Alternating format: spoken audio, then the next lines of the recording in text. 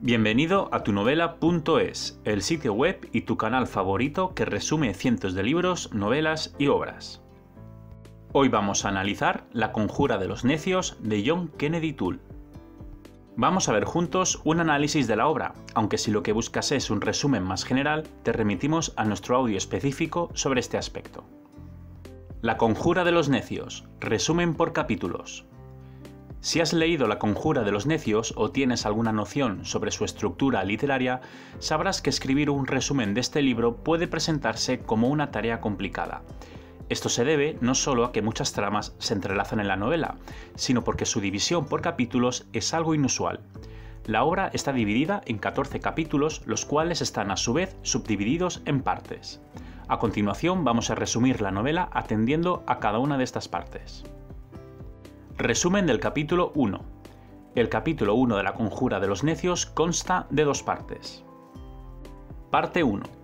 Ignatius J. Reilly es un hombre gordo de unos 30 años que siempre viste con ropa cómoda y una gorra de cazador.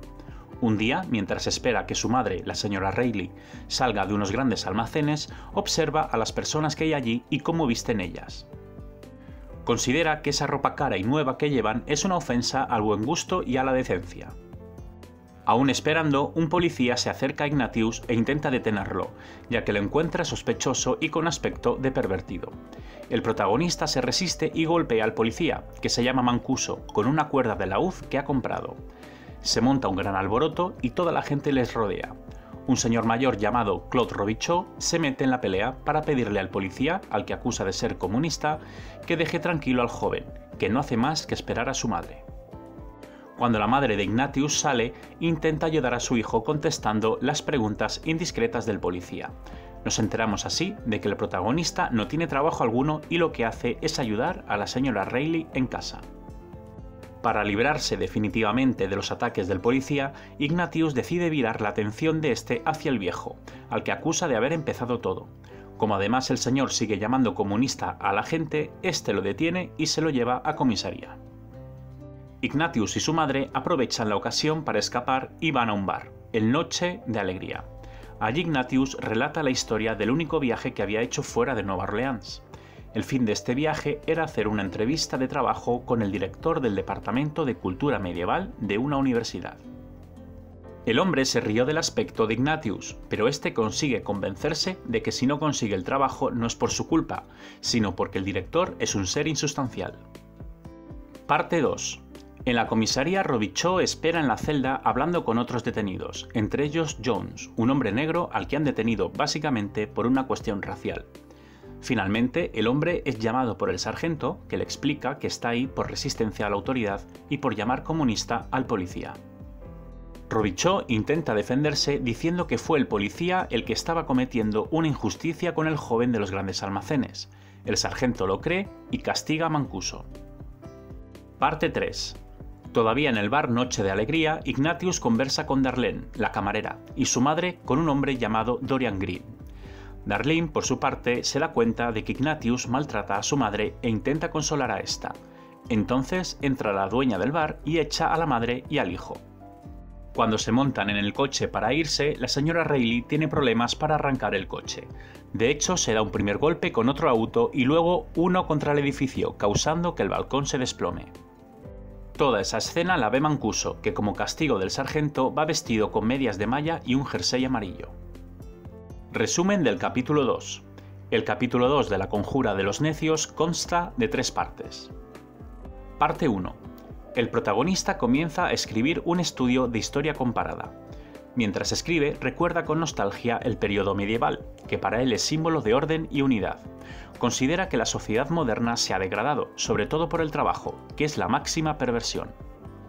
Además, a este estado anímico de tristeza se le suma un dolor abdominal fruto del estrés del golpe con el coche. Parte 2. Jones, el hombre negro que había estado detenido con Robichaud, entra al Noche de Alegría, donde le pide a la dueña, Lana Lee, que le dé trabajo como portero. Al principio, ella rechaza la oferta, pues sabe que el hombre ha tenido problemas con las autoridades, pero finalmente acepta porque sabe que puede aprovechar la desesperación del hombre para pagarle menos del salario mínimo. Jones se ve, por tanto, obligado a cobrar solo $20 a la semana.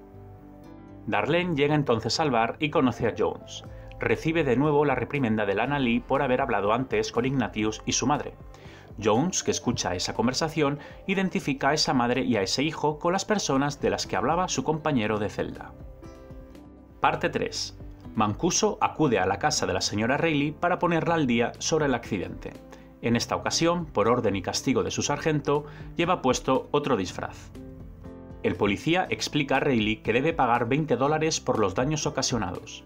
La mujer se echa a llorar porque no tiene ese dinero, ya que viven solo con la pensión de su marido. En ese momento entra en el salón Ignatius, que muestra indiferencia hacia la situación y hacia la posibilidad de que su madre acabe en la cárcel. Cuando Mancuso se va, la señora Reilly entra en la habitación de su hijo, que está muy desordenada y sucia, para hablar de su problema financiero. Le pide a su hijo que busque un trabajo con el que pagar la deuda, petición que escandaliza a Ignatius. Él cree que si no encuentra trabajo es porque nadie le entiende. Sin embargo, su madre insiste hasta que él acuerda buscarse algo. La conjura de los necios. Resumen del capítulo 3. El capítulo 3 de la conjura de los necios consta de 5 partes. Parte 1. La búsqueda de empleo de Ignatius no va bien, pues es rechazado en las entrevistas. Su madre le pide que vaya a una entrevista en Levy Pants, aunque la descripción de empleo y las condiciones, hay que empezar a trabajar pronto por la mañana, no casan con lo que Ignatius es o busca. Parte 2. Mancuso acude de nuevo a la casa de la señora Reilly para seguir con la investigación del accidente de coche. No obstante, la mujer no está y termina hablando con Ignatius, que le avisa de que lo que debería investigar es lo que ocurre en el bar Noche de Alegría. No le dice nada más, pero el agente acude a su sargento para decírselo, aunque no nombra a Ignatius. El sargento le hace caso a medias, pues a Mancuso le dice que siga disfrazándose y vigilando a gente sospechosa y envía a otro policía a investigar lo del bar. Parte 3. Levy Pants es una fábrica de pantalones dirigida por el señor González, jefe administrativo y fiel a los horarios, y el señor Levy, el dueño y bastante tirano. También trabaja allí la señora Trixie, una anciana que lo único que espera es jubilarse pronto. Si todavía no la dejan irse es por órdenes de la señora Levy, la esposa del dueño, que ha estudiado psicología en un curso por correspondencia y considera que lo mejor para Trixie es que siga trabajando. Una de las razones, además de la edad, por las que Trixie quiere irse es porque como jefa de personal tiene muchos problemas para encontrar y retener empleados. Esto se debe a que las condiciones laborales son muy malas. Sin embargo, ese día tiene suerte y logra contratar a Ignatius. Parte 4. En el bar, Lana Lee se queja del trabajo que hace Jones, que según ella no barre bien. Él le responde que el bar no es una plantación de esclavos.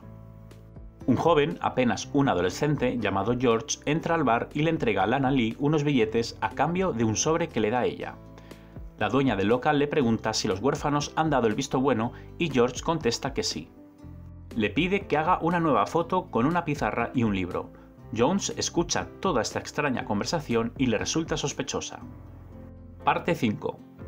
En su primer día de trabajo en Levy Pants, Ignatius consigue que González eche a una mujer llamada Gloria porque le molestaba el ruido que hacía al caminar.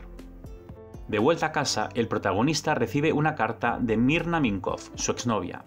En su misiva, Mirna responde a una carta anterior en la que Ignatius le contaba todo sobre lo ocurrido en los grandes almacenes y luego con el accidente del auto. Mirna cree que su ex se lo está inventando todo y que vive en un estado de enajenación. Le propone hacer algún tipo de voluntariado. Por último, le anuncia que está trabajando en una película y le ofrece el papel del malo, un ser despreciable y vil. Resumen del capítulo 4. El capítulo 4 de la conjura de los necios consta de 5 partes. Parte 1. El señor Levy va un día a la fábrica y conoce a Ignatius. En una reunión con González, el dueño de Levy Pants promete hacerse cargo de un problema que están teniendo con un proveedor, Mercancías Generales Abelman. Ignatius, que se ha enterado de la conversación y de los problemas, decide enviar él mismo una carta a Mercancías Generales Abelman. En ella les amenaza y les insta a no volver a molestar a Levy Pants. Parte 2. En Noche de Alegría, Lana Lee habla con Jones para ver si él sabe algo sobre por qué algunos policías parecen estar investigando el local. Cree que alguien ha dado un soplo. Parte 3. La señora Reilly sigue sorprendida porque su hijo tenga un trabajo. Recibe la llamada de su amiga Santa Battaglia, que resulta ser la tía de Mancuso, y le dice que en el mercado un hombre pregunta por ella. Parte 4. La mansión Levy, donde viven el señor y la señora Levy, está ubicada en la costa y es lujosa. La señora Levy se queja a su marido porque considera que esto no hace lo suficiente para hacer crecer la empresa.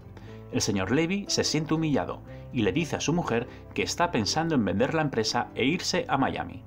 Parte 5.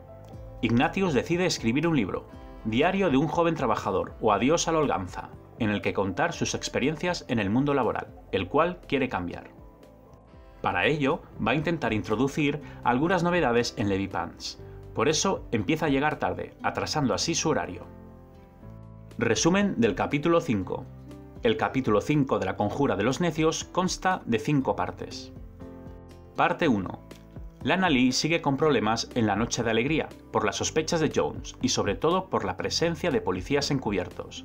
Intenta, por tanto, explicarle a Darlene cómo identificarlos para prohibirles la entrada o seducirlos. La realidad es que Lana y George tienen un negocio ilegal de pornografía. Parte 2. González está contento con el trabajo de Ignatius, aunque no tanto con el de Trixie, que un día apareció en pijama. En la oficina, Ignatius construye y pinta una cruz con la inscripción Dios y Comercio. Parte 3. La nota que George entregó a Lana Lee hablaba sobre Mancuso. En un intento de la gente por detener a personas que parecen sospechosas, se mete en problemas y su sargento vuelve a castigarlo, esta vez limpiando baños. Parte 4. Ignatius describe cómo es la fábrica Levy Pants, en la cual la mayoría son personas negras y trabajan en pésimas condiciones. Lo considera un lugar de esclavismo, demostrando que no ha habido evolución real alguna. Hablando con sus compañeros, el protagonista certifica que los salarios son bajos y que se sienten como en una cárcel. Esto le hace querer escribir una historia social de Estados Unidos que realmente muestre cómo se vive allí.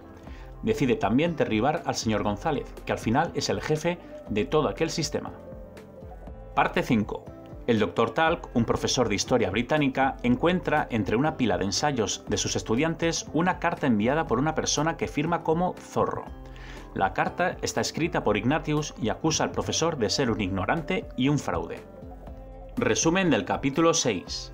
El capítulo 6 de la Conjura de los Necios consta de 5 partes. Parte 1. Jones se encuentra en un bar, el Mattis Rumble Inn, donde suelen ir personas racializadas. Allí conversa con el dueño y se queja de las condiciones del Noche de Alegría. Odia el trabajo, pero no puede permitirse dejarlo, pues eso haría que lo detuviesen por vagancia. El dueño del bar le recomienda que organice un sabotaje. Un hombre que está sentado al lado le dice que en su empresa están organizando uno por iniciativa de un hombre blanco, gordo y que lleva una gorra de cazador. Jones reconoce en esta descripción a Ignatius, aunque nunca lo ha visto en persona, solo ha oído hablar de él. Parte 2. Ignatius ha organizado efectivamente una huelga en Levy Pants para demandar una subida de salarios. Piensa en que Myrna se pondría celosa si descubriese que se había terminado asociando a una causa social. El día de la huelga, el protagonista acude a la fábrica con una cámara con la que documentar todo, pero en un momento dado la deja caer al suelo y se rompe. Junto a sus compañeros se dirige al señor González y le pregunta si va a hacer algo para ayudarles. Sin darle tiempo a responder, grita al ataque. Esto no gusta al resto de empleados, pues creen que no ha sido justo con González, que ni siquiera ha podido contestar. Además, llegan rumores de que Ignatius está siendo buscado por la policía, por lo que la manifestación se disuelve. Parte 3. Mancuso, que estaba limpiando los baños de la estación de autobuses, se queda encerrado en un cubículo y grita pidiendo ayuda. Parte 4. El señor Levy despide a Ignatius, que planea descansar durante una semana tras tantas emociones huelguistas. Sin embargo, su madre le insta a que vuelva a encontrar un trabajo. El protagonista considera que la diosa Fortuna, una representación griega del destino, está marcando su vida y ahora le obliga a dar otro giro. Parte 5. El señor Levy regresa a casa y le cuenta a su esposa todo sobre la huelga y sobre el despido de Ignatius. Ella está horrorizada de que su marido haya despedido a un joven idealista que luchaba por los intereses de los empleados y trabajadores negros. Cree que las hijas del matrimonio se escandalizarían también si supiesen cómo funciona la fábrica. Amenaza con contárselo a no ser que el señor Levy traiga a la mansión a Trixie. Este termina aceptando. Resumen del capítulo 7. El capítulo 7 de la Conjura de los Necios consta de 3 partes. Parte 1. Durante su búsqueda de empleo, Ignatius hace una pausa para comer perritos en un puesto de vendedores paraíso. Allí conoce al señor Clyde, el dueño del local. Este le ofrece trabajo, aunque le explica que es un puesto peligroso pues suele haber muchos atracos. Al protagonista esto le ofende y lo rechaza, aunque se ve obligado a trabajar solo durante unas horas para pagar los perritos que se ha comido, pues no llevaba dinero suficiente. En lugar de venderlas, Ignatius termina comiéndose todas las salchichas. De hecho, en un momento dado aparece George, el socio de Lana Lee, y le pide un perrito. Ignatius contesta que no puede venderle ninguno, pues quedan pocas y debe reservarlas. Para que no insista, lo ataca con el carrito y llama a la policía. Cuando regresa a donde el señor Clyde, le dice que le han robado el dinero y las salchichas. El hombre, aunque escéptico, termina creyéndole. Parte 2. En el Noche de Alegría, Jones prepara la huelga. Mientras, Lana Lee le anuncia a Darlene que ya no necesita que sea bailarina exótica, pues no hay policías encubiertos a los que distraer. Le pide que vuelva a ser camarera, algo que sale más barato, pero Darlene insiste en que le deje hacer un último baile, esta vez con un pájaro. Jones ve entonces una oportunidad para su sabotaje, así que se une a la propuesta de Darlene hasta que Lana acepta. Lana consigue un globo terráqueo y tiza para posar en las fotos, las cuales luego entrega a George. Parte 3. La señora Reilly llama a su amiga Santa para quejarse de su hijo, que ahora trabaja como vendedor ambulante a pesar de su inteligencia. Santa le comprende, pues su sobrino es un policía venido a menos que no logra detener a un sospechoso y se pasa el día limpiando baños. No obstante, para distraer a su amiga, Santa le propone una cita con Robichaud, su admirador. Ignatius regala a Mancuso un libro, La consolación por la filosofía, para intentar ayudarle. Su tía Santa no confía mucho en que sirva para algo, pues no se cree nada que pueda venir de Ignatius. En la bañera, el protagonista lee la última carta enviada por Myrna. Esta le cuenta que va a dar una conferencia sobre pornografía y que, según sus análisis y opinión profesional, la paranoia de Ignatius se debe a una actitud patológica hacia el sexo. Ignatius le escribe de vuelta deseándole lo peor para su conferencia. Resumen del capítulo 8. El capítulo 8 de La conjura de los necios consta de 3 partes. Parte 1. La señorita Trixie llega a la mansión Levy, donde la señora Levy le insiste en que no es momento de jubilarse. Trixie le cuenta entonces que está especialmente triste en el trabajo desde que echaron a Gloria, con la que mantenía una buena amistad.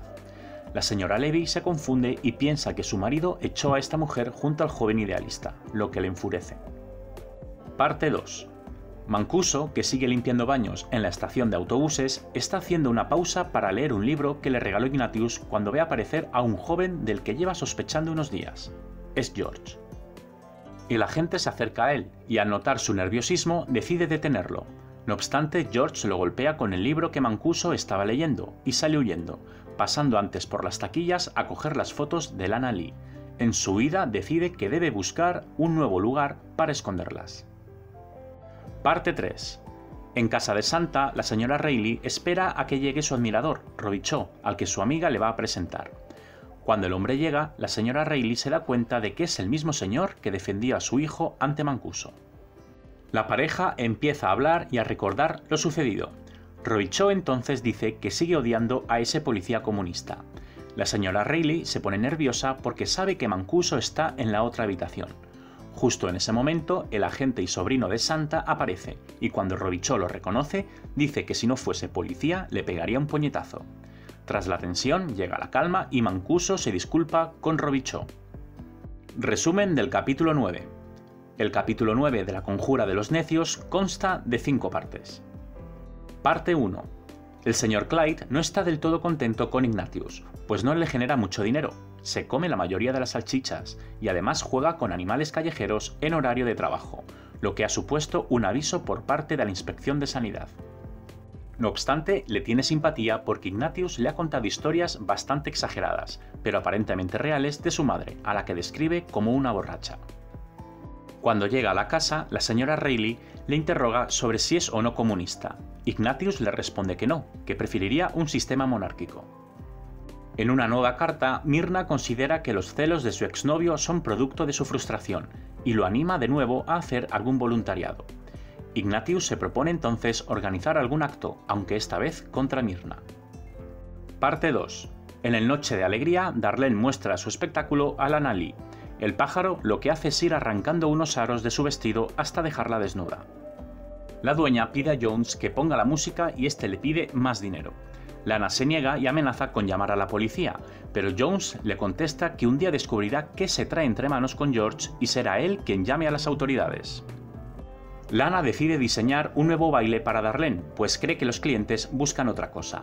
Decide que lo que hará será interpretar a una muchacha negra de una plantación a la que un pájaro le arranca el vestido. Jones interpretará al portero de la plantación. Mientras las dos mujeres ensayan, Jones se da cuenta de que el gabinete debajo de la barra ha quedado abierto. Allí ve que hay 10 paquetes apilados y decide realizar un pequeño sabotaje. Para ello, escribe en esos paquetes, con letra muy diminuta, la dirección del bar. Parte 3. Mancuso está ya harto de la estación de bus, en la que hace tanto frío que siempre está enfermo. Le pide pues a su sargento que le dé otra oportunidad. Este acepta, pero solo con la condición de que en 2 semanas detenga a alguien verdaderamente sospechoso. Parte 4. En su diario, Ignatius cuenta que el señor Clyde lo humilla, disfrazándolo de pirata y haciéndolo ir a vender perritos al barrio francés. Parte 5. El Dr. Talk coquetea con una alumna y ésta le pide que busque su ensayo. Cuando lo hace, cae al suelo un avión de papel que alguien lanzó por su ventana hace años. La alumna lo recoge y lo mete en su cartera. Es una carta firmada por un tal Zorro, es decir, por Ignatius. Resumen del capítulo 10. El capítulo 10 de La Conjura de los Necios consta de 4 partes. Parte 1. El señor Levy le dice a su mujer que no puede vender la fábrica, pues nadie da un duro por ella. Su esposa le amenaza con contarle todo sobre los despidos a sus hijas. Parte 2. En Matty's Ramble Inn, Jones se queja de Lana Lee y de su trabajo. Alguien le propone que llame a la policía, pero sabe que eso no es buena idea, pues él, a los ojos de las autoridades, siempre será sospechoso. Además, cree que su jefa tiene algún contacto. Entonces se le ocurre que podría buscar al señor de la gorra de cazador que había saboteado a Levy Pants para pedirle ayuda. Parte 3.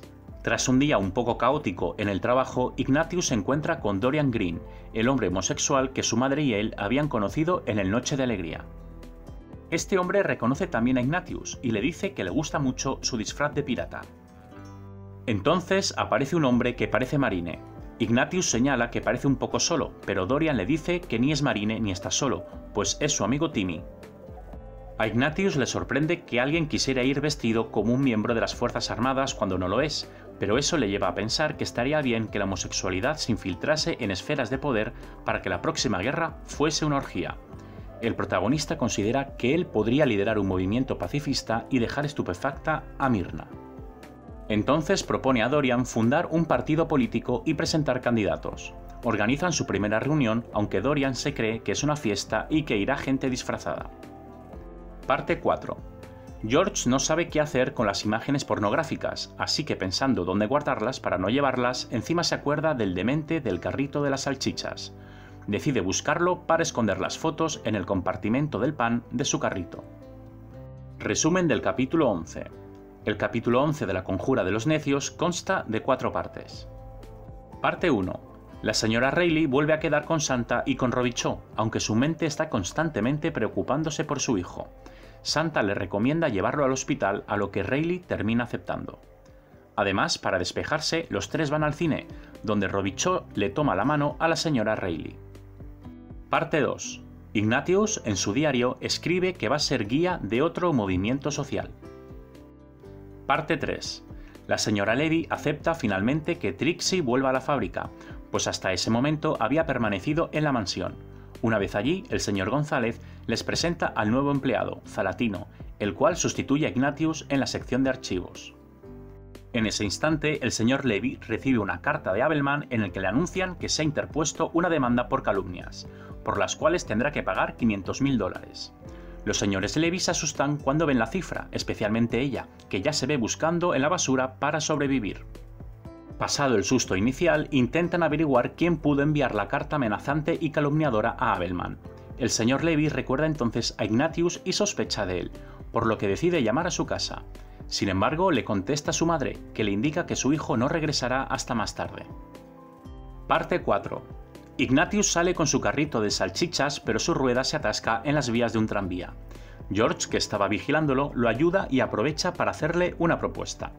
Le cuenta al protagonista que debe entregar unos papeles en la escuela, pero que no puede hacerlo hasta las 15 horas. Por esta razón, necesita un lugar seguro donde guardar esos documentos hasta que llegue la hora. Le pide a Ignatius alquilar por $2 al día parte de su carrito. Aunque Ignatius se huele que todo es mentira, acepta porque necesita el dinero. Cuando George se dispone a guardar el sobre, Ignatius se lo arrebata y mira las fotos. Ve en ellas a una mujer desnuda sobre un globo terráqueo, aunque su cara parece tapada por el libro La consolación de la filosofía, que tras quitárselo a Mancuso, George había utilizado en la sesión de fotos. A Ignatius esto le intriga y le hace interesarse por la mujer. Se guarda entonces el sobre porque ahí aparece escrita una dirección. Ignatius le pide a George que le guarde un momento el carrito, pues él debe hacer algo, en realidad es ver una película. Le menciona que tiene un amigo policía que trabaja encubierto, lo que asusta a George. Cuando la película acaba, Ignatius va a la dirección del sobre y es entonces cuando descubre que el lugar indicado es el bar Noche de Alegría. Allí conversa con Jones y le pregunta si hay alguna trabajadora que sea aficionada a la lectura. Jones responde que a Harriet O'Hara, la bailarina, que en realidad es Darlene, le gusta leer la revista Life y que podría conocerla en unos días, pues iba a actuar. Además, en esa fecha, la Annalise se supone que estaría de vacaciones, por lo que no habría peligro de encontrársela. Ya en casa, Ignatius recibe la llamada del señor Levy, pero contesta con un acento falso. Así puede mentirle a su antiguo jefe y decirle que el señor Reilly se encuentra en el hospital psiquiátrico de Mandeville, que si quiere visitarlo debe ir allí. Resumen del capítulo 12. El capítulo 12 de La Conjura de los Necios consta de una parte. Parte 1. Tras leer una carta de Myrna en la que ésta se muestra preocupada por él, Ignatius se prepara para ir al mitin inicial de su partido. Su madre le pide que no salga y que le deje ingresarlo en el Hospital de la Caridad. Ignatius no la escucha y va a buscar a Dorian a su casa. Cuando llega se encuentra con su socio y escuchan un ruido. Encuentra entonces a Timmy atado a la pared y lo liberan. El mitin en realidad parece más una fiesta. Dorian le presenta el cuerpo auxiliar femenino formado por Betty, Liv y Frida. Las tres mujeres comienzan a pelearse entre ellas e Ignatius abandona la habitación.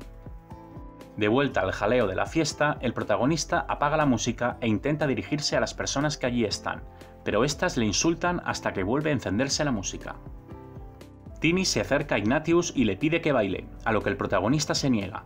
Las chicas de antes lo sacan de la casa, pues está siendo un aguafiestas. Allí fuera, entre las sombras, un hombre con traje de seda y sombrero lo mira y comienza a seguirlo. Tras abandonar la fiesta, Ignatius decide ir al Noche de Alegría para conocer a Harriet O'Hara. Allí se encuentra con Jones y se sienta cerca del escenario. Como consumición, pide una Dr. Nutt, pero la nueva camarera aparece con un champán y exige que se lo pague. Ignatius se niega y comienza una pelea. La Annalise sube entonces al escenario para presentar el show de Darlene y su cacatúa. Cuando el protagonista ve que Harriet O'Hara es en realidad Darlene, exclama: ¿Harriet O'Hara es esa cretina? Ante su grito, la cacatúa vuela hacia él y se aferra a su cabeza, por lo que se inicia una lucha en la que el protagonista intenta zafarse del animal y termina rompiendo la botella de champán y volcando varias mesas. Jones, que lo había planeado todo, está encantado con su sabotaje. Ignatius sale del bar y se desmaya en medio de la carretera. Jones es rápido y lo mueve, evitando que sea atropellado por un autobús. Aún con el protagonista inconsciente, el hombre del traje de seda aparece y toma el control de la situación. Jones reconoce que el hombre es en realidad Mancuso disfrazado. Mancuso pide a todo el mundo que está allí que dejen espacio a Ignatius para que pueda tomar aire. Pide también un teléfono para llamar a una ambulancia.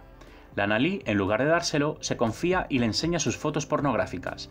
Mancuso le dice que es policía y la arresta. Resumen del capítulo 13. El capítulo 13 de La Conjura de los Necios consta de 13 partes. Parte 1.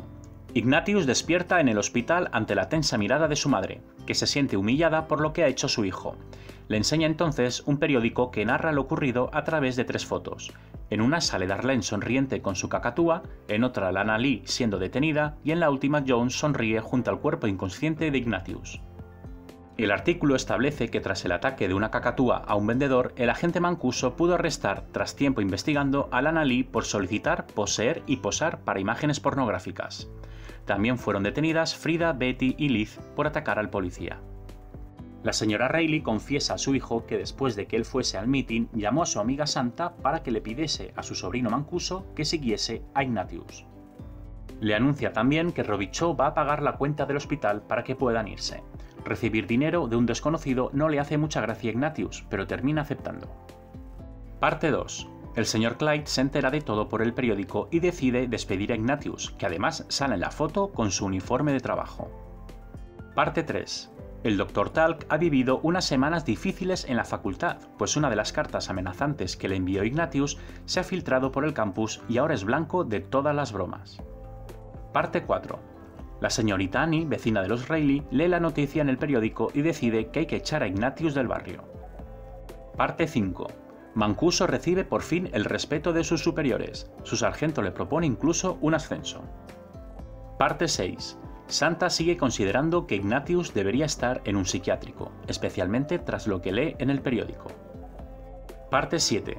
Robichaud paga la cuenta del hospital, aunque considera que Ignatius debería recibir ayuda profesional. Parte 8. George lee el periódico preocupado por si Lana Lee pudiese involucrarlo en el delito de pornografía. En ese momento, la policía llama a la puerta de su casa y su madre abre. Parte 9. Lana coincide en la celda con Betty, Frida y Liz, a las que enseña una de sus fotos pornográficas que había escondido en su corpiño. Parte 10. Dorian organiza su casa tras el meeting fiesta de la noche anterior. Se pregunta cómo podrá contactar con Ignatius. Parte 11. Darlene recorta su foto del periódico, aunque está triste porque se ha quedado sin trabajo. Entonces recibe una llamada ofreciéndole empleo. Parte 12. En el Matisse Rumble, Jones habla con el dueño del local y le cuenta que está contento por el éxito del sabotaje, aunque triste porque se ha quedado sin trabajo y se enfrenta a ser detenido por vagancia. Parte 13. En el hospital de Mandeville, el señor y la señora Levy se dan cuenta de que Ignatius los ha engañado. Él se percata además de que su esposa quiere que todo le vaya mal para poner a sus hijas en su contra. De vuelta a su mansión, el señor Levy ve en el periódico a Ignatius y decide acudir en su busca. Su mujer decide irse a casa de Trixie. Cuando el señor Levy llega a la casa de los Reilly, Ignatius y su madre aún no han regresado del hospital, por lo que espera hablando con la señorita Annie. Esta le explica que Ignatius era un buen chico, pero todo cambió cuando se murió su padre. En ese momento llegan la madre y el hijo que discuten por la relación de esta con Robichaud. El señor Levy increpa a Ignatius y le pregunta si él escribió la carta a Abelman. El protagonista lo niega. De repente llaman al teléfono. Es el señor Clyde para anunciar el despido de Ignatius. La señora Reilly le pide la carta al señor Levy para comprobar la letra y decirle si fue o no su hijo quien la escribió.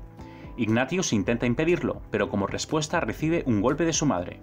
El señor Levy ve todo esto y siente lástima por el que fue su empleado, al que cree que su madre, posiblemente alcohólica, maltrata.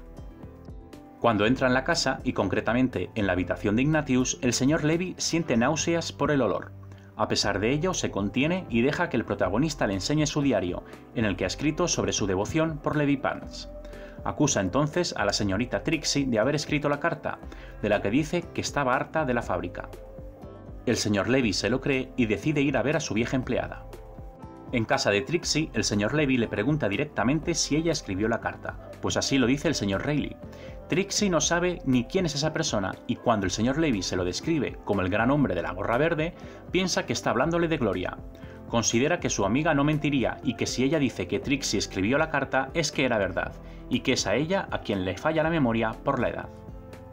Confiesa, por lo tanto, que sí fue ella la de la carta, lo que enfurece en especial a la señora Levy.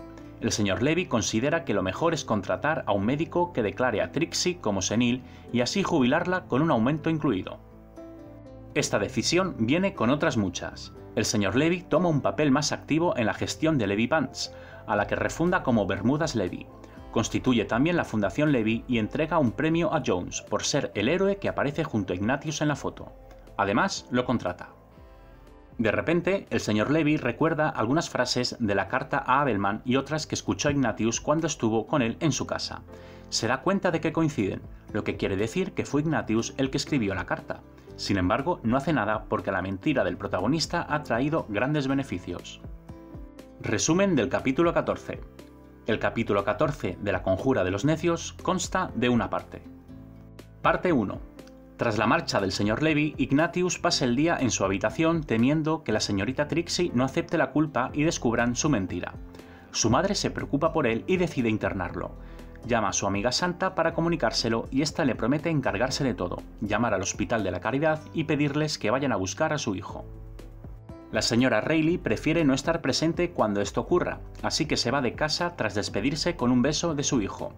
Le recuerda que cualquier cosa que haga lo hará por su bienestar. Ignatius entiende que esa despedida tan sentimental se debe a que van a internarlo, por lo que decide escapar. Cuando estaba preparándose para irse, escucha que alguien llama a la puerta. Es Myrna. Aunque sigue enfadado con ella, la ve como la única manera de huir, así que le abre. Su exnovia le explica que ha ido a buscarlo porque estaba preocupada tras leer su última carta.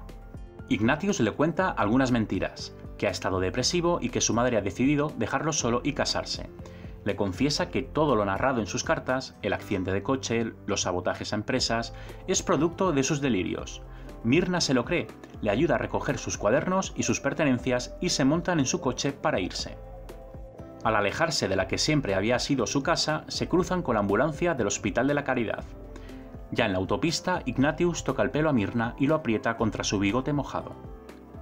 La conjura de los necios. Personajes. La excentricidad de los personajes de La conjura de los necios hace que sea complicado describirlos y analizarlos. No obstante, hacerlo nos da muchas pistas sobre qué quería mostrar el autor en la obra y por qué construir personajes tan complejos era necesario. Ignatius J. Reilly. Es el protagonista y el personaje más excéntrico de la novela. Muestra siempre una actitud cínica hacia el resto de personas, a las que considera necias y con las que nunca llega a un entendimiento. Podríamos decir que es un hombre con altas capacidades, lo que le hace complicado adaptarse a la sociedad y sentirse comprendido. Esto lo lleva a ser perezoso, arrogante y egocéntrico. Considera que la culpa siempre la tienen los demás, no él. Su tono satírico, cínico y excéntrico le hacen desvelar al lector verdades incómodas sobre la sociedad, como la presencia del racismo o el clasismo. Señora Reilly. Es la madre de Ignatius y destaca por su carácter autoritario y posesivo. Tiene a su hijo dominado y no cesa en su empeño de controlarlo y de decirle lo que tiene que hacer.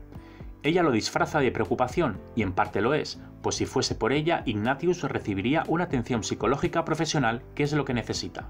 Su relación, no obstante, está marcada por el conflicto y por la falta de cualquier gesto de amor o cariño, aunque la dependencia emocional entre ambos es notable a lo largo de toda la novela. Myrna Minkov.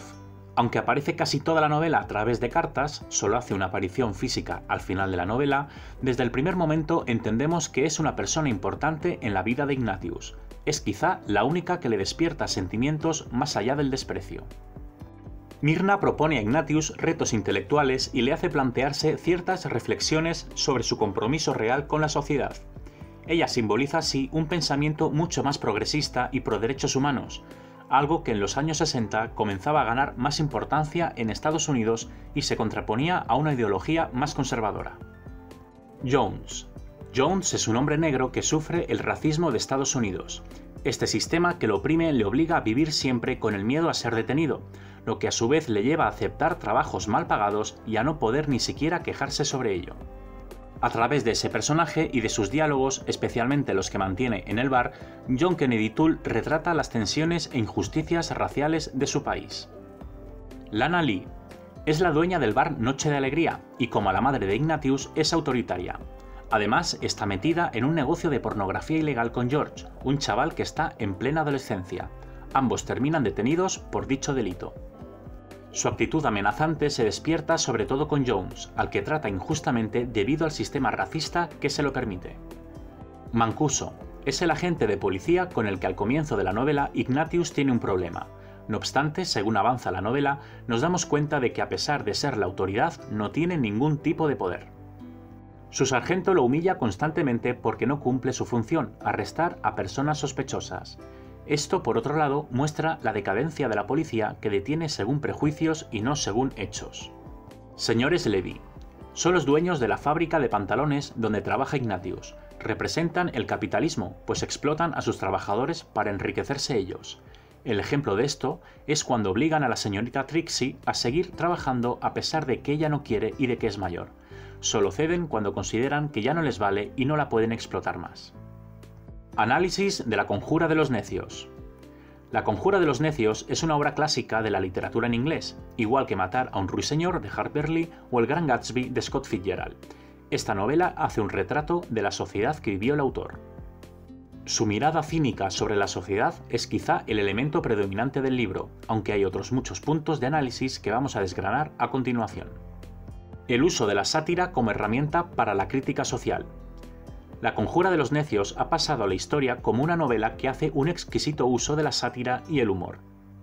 Las desventuras de Ignatius y el modo en el que están narradas recuerdan un poco a Luces de Bohemia de Valle Inclán, aunque la de Kennedy Toole es más cómica mientras que la de Valle Inclán es más cruenta. En cualquier caso, la sátira permite al autor acercarse de un modo único a los problemas que asolaban a la sociedad: capitalismo, racismo, clasismo, hipocresía e individualismo. Cuestiona todos estos aspectos lanzando una reflexión al lector que entre carcajada y carcajada tiene tiempo para darle una vuelta a lo que está ocurriendo no solo en las páginas, sino fuera de ellas. Plantea, por tanto, preguntas sobre cómo está evolucionando el mundo y si los avances de la modernidad y la ciencia no están sino alejándonos de la sociedad como colectividad. La caracterización de los personajes. La excelencia de la escritura de Kennedy Toole es indiscutible cuando se analiza la caracterización de sus personajes. Las rarezas de cada uno y sobre todo cómo éstas se muestran en los diálogos están construidas a la perfección, pero sin hacer que los personajes se conviertan en caricaturas. En cambio, muestran su complejidad y esto le sirve al autor para evidenciar las contradicciones de una sociedad individualista y que se rige por las apariencias. El realismo y el idealismo de los personajes. Aunque pueda parecer extraño, Ignatius es hasta cierto punto un personaje idealista. Vive una realidad que cree que puede cambiar, igual que le ocurre a Myrna, pero sin reflexionar sobre el papel que él mismo juega en esa sociedad. Además, ambos son incapaces de bajar a esa realidad. Se quedan en ese idealismo de los conceptos y de la teorización sobre ellos, la lucha de clases, el racismo, la esclavitud. Esto les hace situarse como seres entre comillas superiores a los demás, como si el resto no supiese comprender y solo ellos tuviesen el entendimiento total de lo que estaba pasando. Son incapaces de ver que hay a quienes no les queda otra que adaptarse mientras que ellos permanecen despegados de la sociedad y de la realidad. Se convierten en meros observadores individualistas, algo que se ve claramente cuando Ignatius se dedica a escribir cuadernos sobre la situación. En cambio, otros personajes como Mancuso o la propia madre de Ignatius se muestran más realistas. Intentan resolver pragmáticamente los problemas que surgen en el día a día. Por ejemplo, la señora Reilly necesita dinero y pone a su hijo a trabajar, pero no entra en reflexionar sobre lo que supone el trabajo, simplemente sobrevive. Estamos, por tanto, ante una dicotomía entre los personajes idealistas pero irracionales y los realistas pero irreflexivos. El único que no está en ninguno de esos grupos y está en medio es Jones, cuyo pragmatismo no le impide reflexionar sobre lo que le ha tocado vivir. El trabajo como esclavitud. Algo de lo que se habla mucho en la actualidad es que la esclavitud no ha sido abolida en Estados Unidos ni en gran parte del mundo. Lo ha sido sobre la ley, pero siguen manteniéndose prácticas que perpetúan el sistema esclavista y que tienen mucho que ver con el capitalismo. Para mostrar esto, Toole utiliza al personaje de Jones.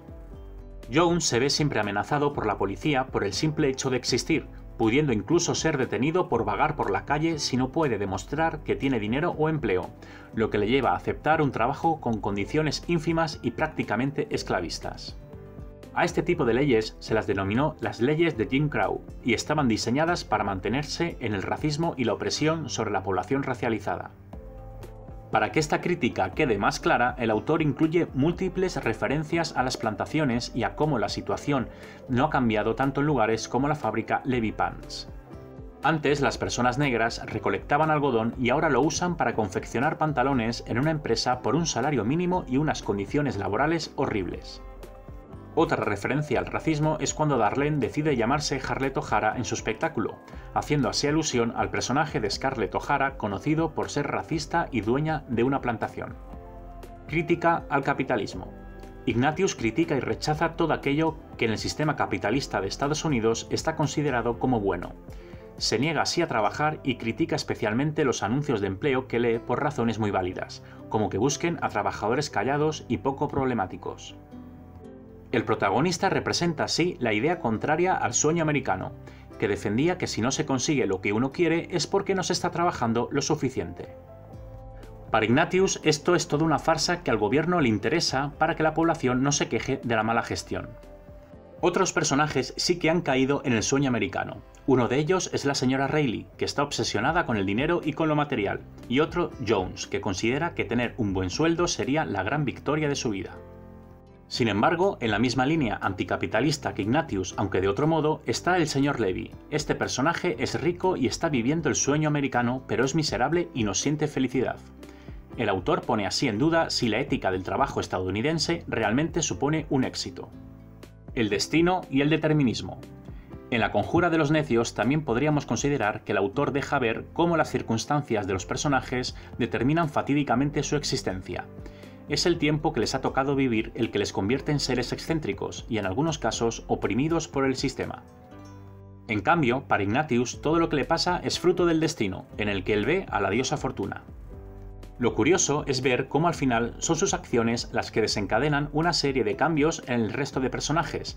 Jones encuentra un mejor trabajo, Mancuso recibe el respeto de sus superiores, Trixie consigue jubilarse y Lanali y George terminan detenidos por los delitos cometidos.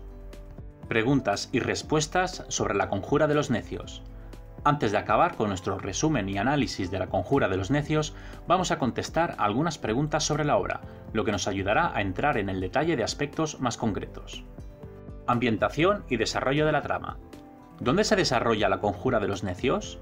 Se desarrolla en Nueva Orleans, Estados Unidos, en la década de los 60. Historia y referencias literarias. ¿Qué refiere la historia de La nave de los necios? La nave de los necios es una colección de 112 cuadros críticos en los que Sebastian Brandt, un teólogo, jurista y humanista conservador alsaciano-alemán, critica los vicios de su época incidiendo en la necedad y la estupidez. ¿Qué significa la frase «todos los necios se conjuran contra él»? La frase «todos los necios se conjuran contra él» forma parte de esta cita célebre de Jonathan Swift, un escritor satírico. Cuando aparece un gran genio en el mundo, se le puede reconocer por esta señal. Todos los necios se conjuran contra él. Esto es importante porque este autor, escritor entre otras obras de los viajes de Gulliver, creó un estilo de escritura único bastante satírico y cínico que pudo influir en John Kennedy Toole. De hecho, escogió el título de su obra por esta cita. ¿Qué significa Stultifera navis? Significa la nave de los locos en latín. ¿Qué es la nave de los locos?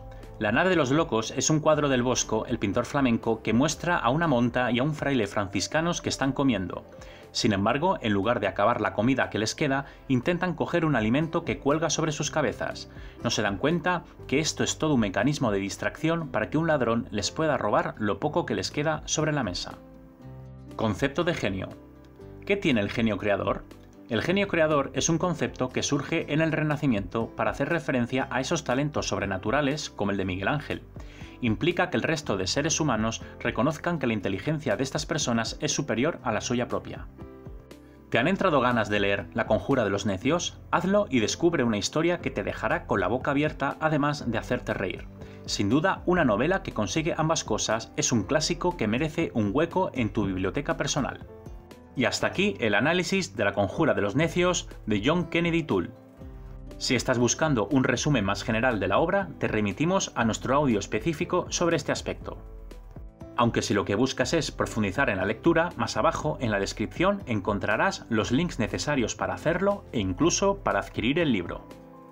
Y una última cosa, si te ha gustado este resumen, por favor no dudes en puntuarlo con la máxima calificación, así permitirás que otras personas como tú lo descubran también.